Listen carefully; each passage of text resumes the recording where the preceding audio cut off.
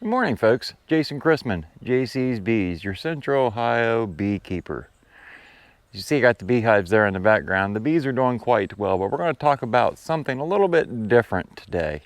How about invasive species in the yard and how to control them? I've been keeping bees since 2009, and during that time, clear back 2009, I started to practice organic methods to control invasive species. And over the years, the yard has just gotten more and more invasives in it. And now I'm battling smartweed, and it's starting to take over my whole yard. And you know, as a beekeeper, that's not necessarily a bad thing to have more blooms for your bees to work. But come fall, when the grass and stuff starts to turn dormant and turn brown, I won't have anything in the yard but mud if I don't control this smartweed. So I want to take you over and I want to show you some pictures that I took earlier in the week and show you what I'm dealing with. So this plant that we're looking at here is a mature smartweed plant. In case you're not sure what smartweed is, you see those little, wife calls them BBs on the end of there. She says they get stuck between her toes when she's barefoot walking through the yard. But anyway, smartweed is in this pink or red, and it can also be found in white. And it does produce a dark color honey, which I learned this year thanks to a local beekeeper and friend, I guess, Ben. Thanks for informing me that it does produce a dark honey. But yeah, this is taking over my yard, and you can see how if we dig down in here to the plant and we pull it out, here's what we're looking at. Here's what we're dealing with. Now let's put this over here on the car so you can see it. This is the smartweed plant, and it roots right on top of the soil, and then you get all this funkiness, okay? So this is what's taking over my yard. It's not the most attractive forage by any means. Ladybug over here grazing on the weeds around the flower bed this morning. And we got Moose waiting to go in. Not time to go in yet, buddy. So over here, this is the area that I've been working with. And if we just walk around here in my yard, I'm going to show you what I am talking about. So you can see we got some decent grass right here, right? And then you come over here. This is all smartweed, all of this. Now if I grab it with my hand, I can easily pull it all up, okay? So that's a good organic way to control the smartweed. Now look at all that. I just pulled it out of there. Look. We can grab more of it and pull it out. And it's the same for the plantain, really. Those, not just the smartweed that I'm battling, it's the plantain. And plantain's good to have around, and the bees really do like it. And if you take this leaf and chew it up and rub it on a bee sting, Moose, there's nothing there, buddy. It will help with the stinging from the bee. So that's just a little area of what I'm dealing with here. Now if we come up here more in the yard, you're going to start to notice little bits of smartweed trying to grow in my grass. And then as we go more this direction, it's going to get a lot more spread. You see all this brown area here? That's all smartweed. Now let me talk about how I've gone about controlling it. And I don't give me a lot of grief, beekeepers. Now if we look across this area, you can see all of this brown area. This is an area I just treated 4 days ago. And I'm going to talk about what I used to treat it. But first I want to overlap some pictures here of before I treated it and before I mowed it to treat it, to show you what it looked like. And as a reference point, you can see the orange butterfly plant up here at the top. You can use that for a reference on all of these pictures. So let me overlay some pictures here and you can see what it looked like before I cut it and treated it. You can see how the smartweed is just taking over a huge portion of my yard. And you know, come fall when everything turns dormant, I still want grass to walk on. And this smartweed, it's not going to be here when the grass goes dormant. It'll already be dead. So that's going to give me a lot of bare soil. And that's not really what I want. That's not what I want at all. Okay, so now I'm going to talk about what I've done to treat this. I've been battling it for the last 2 years. Last year I bought a propane grill tank torch, and I thought, you know, I'll come out here and I'll just burn it all off, and grass should grow back. It'd be wonderful.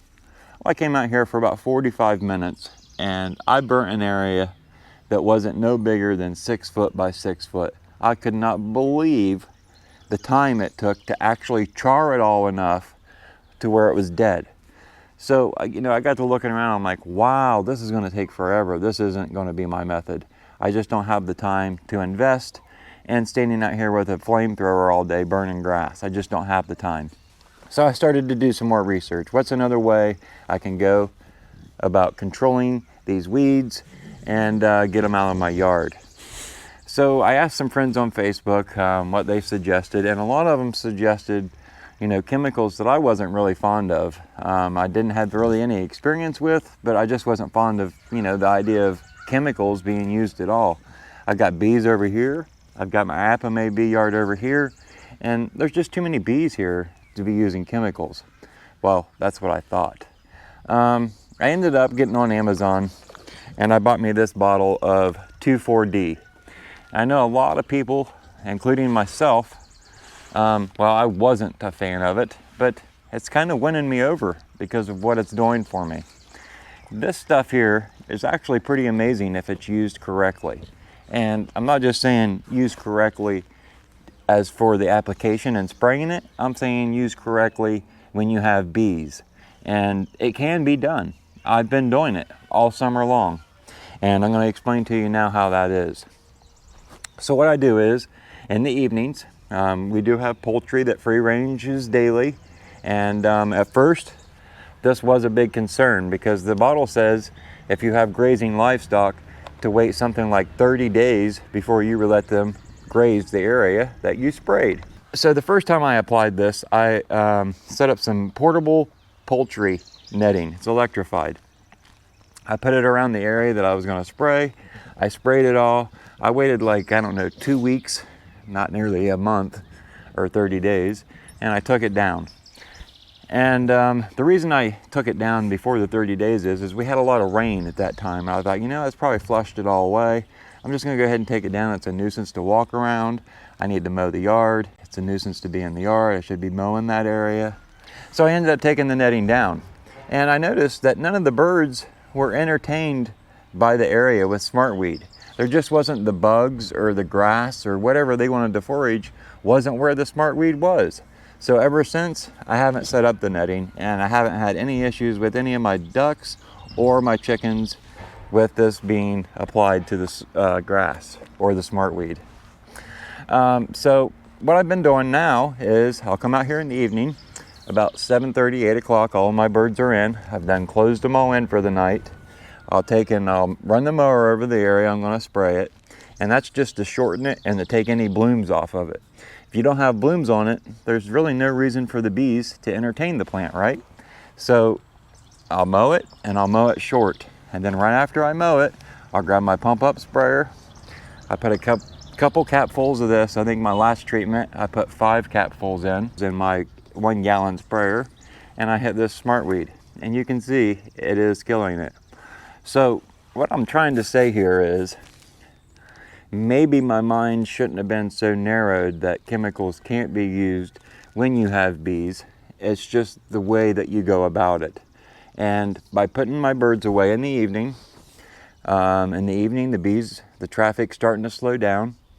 I've mowed off all the blooms in my yard, and there's nothing for the bees to work, and then I apply this. Now, I do want to mention that this does say it will kill clover. And, you know, I've got to weigh my options. You look at the area with the smartweed, there's not really a whole lot of clover to be affected by this.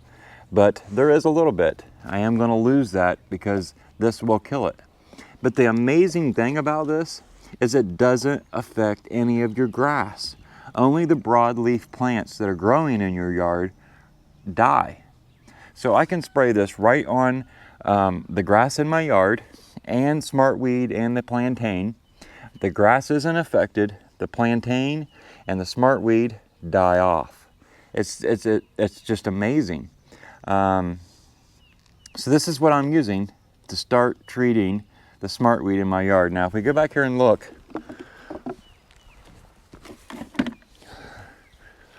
you can take a closer look now that you know what I'm doing. And look, this was 4 days ago, or no, 3 days ago. And you can see it's curling up, it's looking brown, it's starting to die off. Now if we look here, what I did was I did this whole area, okay? And I think it was like 7 swipes with the mower, back and forth like this, working my way this direction. And I did the same thing when I started spraying. I started up here, worked my way across, come back across, each time coming down the hill a little bit closer to the camera. So when I got down to this swipe right here, which you can notice this big green patch here that wasn't hit, it started to get dark on me. Like I said, I put the birds in at 7:30, 8 o'clock. Time I mowed that and got sprayed down to here, it was starting to get dusk on me, and I was a tired boy. I'd been busy all day, and I was ready to call it a night, so I stopped right there. But you can look and see, you can clearly see a line there. Now this grass here, it was probably sprayed. It's just not affected, because if you look over here, you can see some brown over there, you see some brown over here, green there. It just shows the spray does not affect the grass. Now if we look here, here's some smartweed I missed. It didn't get sprayed. That did. So I'm blown away by what it's doing. Now what I'm going to have to do is maybe add some fertilizer or something here, get some good grass seed in here, and hope this takes off. It's not just this area of my yard that's being affected. If we walk over this direction, I mean, it's just literally everywhere, folks. Smartweed, smartweed, smartweed, smartweed. And then here, look at all this plantain. Every bit of that is plantain. I don't mind a little bit of plantain, but that's a little bit much. It's still going. And as we walk over through here, this is mixed of smartweed and plantain, and it's just horrible. And I tell you, I really credit the spreading maybe to mowing the smartweed seed and to my chickens. Over here, this here was an area that I was planning to spray the other night, so I cut it, but I didn't make it here because, like I said, I was tired, it was getting dark. But if we look here, you can see there is some clover mixed in, and I'm going to lose that clover when I spray it. But I'm also going to lose the smartweed. If we lose the smartweed, I can always incorporate the clover back in, but I got to get rid of this smartweed. And you can see here what the mowing did. Very, very few blooms. There's one I missed with the mower. But if we look over here, where I didn't mow, there's a bunch of blooms. So that's what's going on around here, folks. Been dealing with this for quite some time now, and you know, it's just got to go. It's got to go away. I need the smartweed out of my yard. I need the smartweed out of my life. Please just take it away. I don't need it anymore. I've seen enough of it to last me a lifetime. So if you are battling weeds or any broadleaf plant in your yard that you want to maybe get rid of, and you've got bees, I just gave you the tools to do it. You go out there and you mow in the evening. After your bees have probably quit flying for the day, you go out there and you spray it with 2,4-D, and it'll work. It'll take care of it. You won't have it anymore, and it won't hurt your grass by spraying the 2,4-D on it. So that's another big plus. So I hope this has been helpful for you. If you got any questions or comments, you can leave them down below. Please don't grill me for using chemicals while having honeybees. That's been the main reason I've put this video off, just because I didn't want to get grilled. But yet I find that this information could be helpful for several other people. So if you've got bees, you've got broadleaf plants in your yard you want to get rid of, check out some 2,4-D. Like I said, any questions or comments, you can leave them down below. If you enjoyed this week's video, there'll be a big thumbs up. And we'll see you next week, folks. Thanks for watching JC's Bees.